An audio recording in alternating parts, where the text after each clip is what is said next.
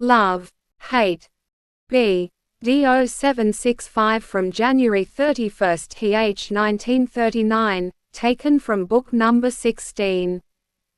Behold, my child, I come to meet with open arms those of you who want to accept my gifts.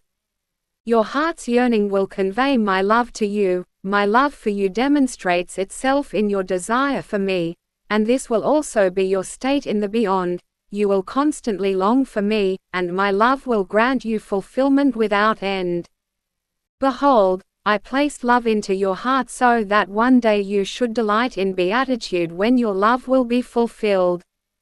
But I also placed the opposite impulse into you because you can only attain a state of beatitude by overcoming this impulse, and thus your endeavor on earth should especially apply to the fight against hate, the feeling of intense animosity, for hate poisons your soul in a very destructive manner.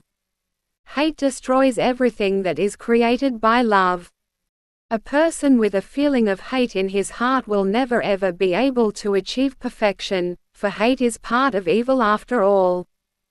Hate is so disastrous and so unspeakably depressing for the soul. It is the worst evil. It is the enemy of every good attitude. It is a vice which quells everything good and noble. It is the origin of sin. A heart having succumbed to hatred is incapable of any noble feeling. Where hatred rules, no virtue can be exercised. Humility, gentleness, forgiveness and mercy.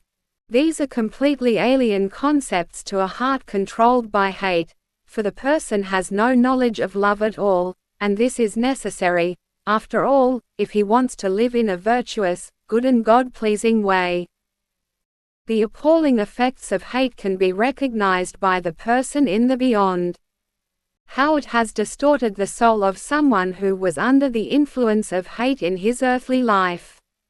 If only people would consider that the opposing power gains complete control over a hating earthly child so that it will find it ever more difficult to withdraw from this power and its influence, that it will also find it ever more difficult to find its way back to love again, and that such a person cannot be rescued by any other side unless he genuinely strives to liberate himself from the power of evil. As long as he does not withdraw from this influence with the firm intention to apply love, it will be extremely difficult to become free. It is certainly understandable that the human being is often virtually pushed into a feeling of hate when he looks at and reviews other people's heartlessness and observes their injustice and apparently successful conduct, but he always has to remember that there is a God in heaven who will repay every iniquity in due course.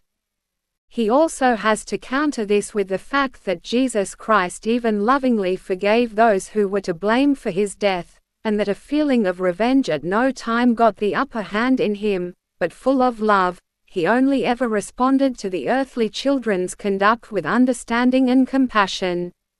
Love should, after all, defeat hate, and therefore the children on earth likewise have to make an effort to stifle the feeling of hate when it begins to arise in the human being, and only ever repay it with love, even if the temptation to feel most bitter hatred against the oppressors of people is too strong. Most people err since they deem themselves extremely superior and believe that they have to express their power over their subordinates in a very blatant way. Yet the individual should not respond with hate, instead he should resolve to educate the other person with love. He should first consider his own soul, which should be protected from the danger of hate. Its struggle is at times so dreadfully difficult, yet overcoming this most detrimental attribute for the soul will lead to perfection, for then love will have triumphed over the opponent. Hate will have been rendered harmless and destroyed by the strength of love, and the soul will be grateful for such effort since it will have been released from bitter anguish. Amen.